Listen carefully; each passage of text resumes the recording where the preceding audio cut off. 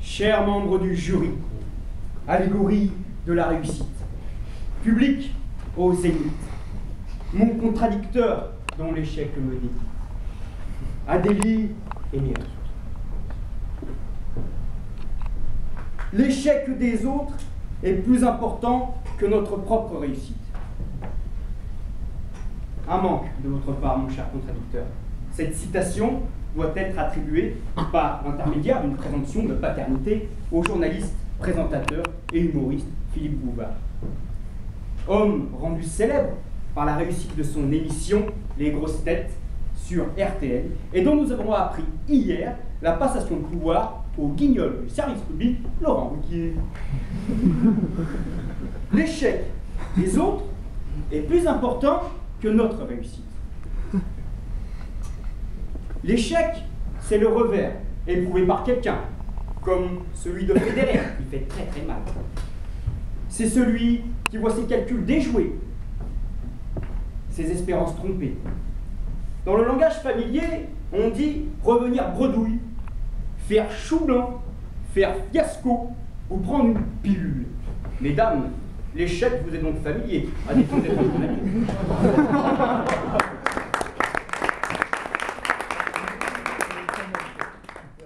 La réussite, quant à elle, est cet heureux succès, ce triomphe, que dis-je, cette victoire, dont j'ai niqué la déesse. Mythologie, hein.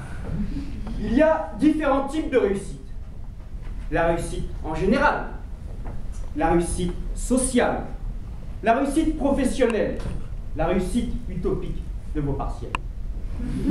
Vous avez sûrement remarqué le paradoxe de cette citation. Ici, il s'agit d'une absurdité. L'ineptie est marquée par le superlatif relatif plus important, faisant le lien entre deux notions oxymoriques, l'échec des autres et notre propre réussite. Une incohérence dont mon contradicteur a pris la défense.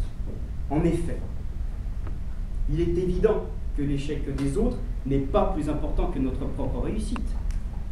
Pour vous en convaincre, nous vous démontrerons, dans une première partie victorieuse, la futilité de l'échec d'autrui sur notre propre réussite. Dans une seconde partie triomphale, nous vous prouverons l'importance de la réussite d'autrui sur notre propre succès.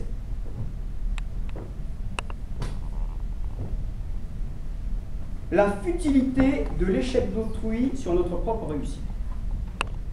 Une futilité qui s'explique par la relativité des propos, mais aussi par la perversité de cette citation. Paradoxe, mon cher contradicteur, vous plaidez le pour avec la perversité là où moi je plaide le contre. Vous vous êtes improvisé donc l'avocat d'une perversion pathologique, d'un certain sadisme psychologique. L'échec des autres est plus important que notre propre réussite, car elle nous rassure. Dites-le. Comme le chante Serge Reggiani, les cons nous reposent comme le feuillage au milieu des rues. C'est une vision profondément individualiste. L'homme, avec un grand L, jouit de l'échec de ses congénères. Il en extrait une domination, une paisible supériorité, une confiance en soi qui se nourrit de la chute de ses semblables. Comme le proclame Lucrèce, il est doux, quand sur la vaste mer des vents soulèvent les flots, d'apercevoir du rivage les périls de l'eau. Pour ma part, je suis plutôt du côté de Virgile et de l'Énéide. La fortune sourit aux audacieux. La victoire est l'œuvre d'une dynamique perpétuelle et non d'un immobilisme éternel. Passons à la relativité. L'incohérence de cette citation se traduit par la distinction relative entre l'échec et la réussite. Alors que la victoire peut être vécue comme une désillusion, a contrario, une défaite pourra revêtir le masque du succès. Ceci est une question d'appréciation du public ou souveraine des juges du fond. la défaite triomphale de la bataille de Cameron, la victoire amère des poilus de la Somme. Pour d'autres, et non des moindres, Jean-Paul Sartre, existentialiste et pessimiste, la futilité est poussée à son paroxysme, car la relativité n'a pas lieu d'exister. L'histoire d'une vie, quelle qu'elle soit, est l'histoire d'un échec. Il n'y a pas de réussite, mais des infimes résultats. Pour finir cette première partie sur un suicide collectif, je vais citer Duhamel. La vie est une pourriture sacrée. Ça, c'est fait. L'importance de la réussite d'autrui sur notre propre victoire. Ne voyons pas l'échec des autres entraîner corrélativement notre réussite, car la défaite de notre adversaire ou de notre partenaire pourra nous conduire à nos propres pertes. La réussite des autres est donc plus importante que la nôtre, car celle-ci va nous mener à une victoire plus grande. La réussite de notre adversaire. Mon argument sera ici historique. Nous ne pouvons pas le nier, la civilisation française est un succès. Nos institutions, nos mœurs, ou encore notre langage. Mais la question que l'on doit se poser est d'où provient cette performance matérielle? D'où provient cette performance intellectuelle? Ce sont les Romains.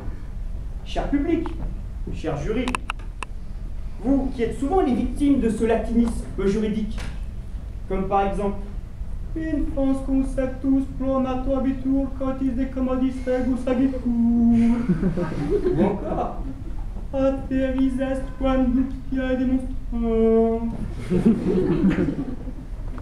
En 52 avant Jésus-Christ, nos ancêtres les Gaulois, nous, en faisant une application rétroactive, menés par le chef Arverne Vercingétorix et vaincus à la bataille d'Alésia. C'est la reddition.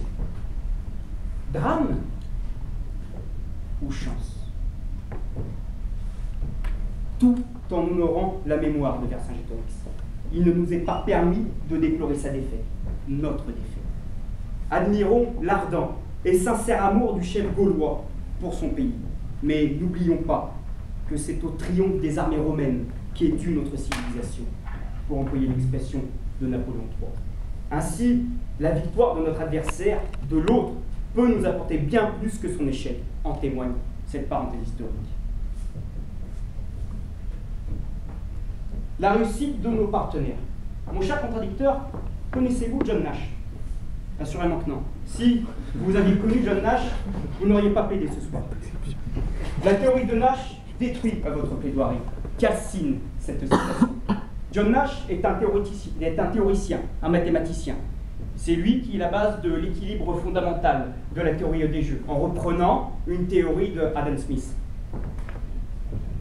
Cette théorie vise à dire que la réussite de nos partenaires entraînera notre propre réussite, mais que l'échec nous conduira à l'échec. Pour illustrer mon propos, un exemple graphique.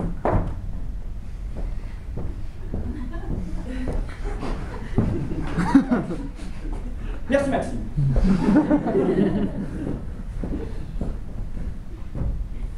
Bon soldat. Alors, faites preuve d'imagination.